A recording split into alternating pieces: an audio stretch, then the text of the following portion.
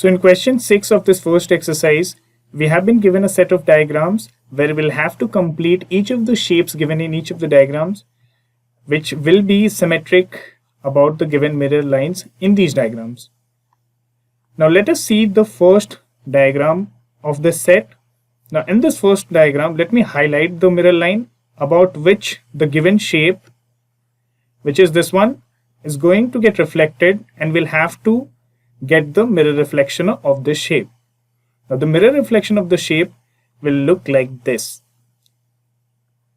So this particular line serves as the mirror line and also the line of symmetry for this particular shape.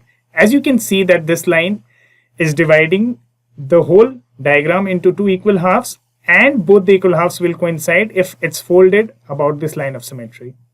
So this is how we are going to get the mirror reflection and get the required shape. Let us now see what do we have in figure B. Now in figure B, the shape which is present in this figure is in this part, and this particular figure consists of two mirror lines. One is this and the other one is this. So there will be two mirror reflections. Let us see what happens when this particular shape is going to be reflected along this mirror line.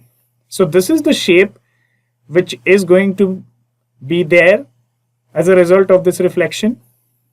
Now let us see what happens when we highlight this vertical mirror line.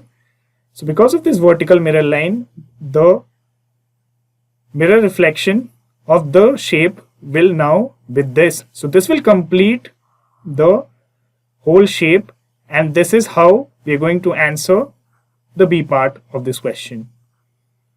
Now again, coming to the C part of the question, this diagram C, we again see that here we have two mirror lines. One is this.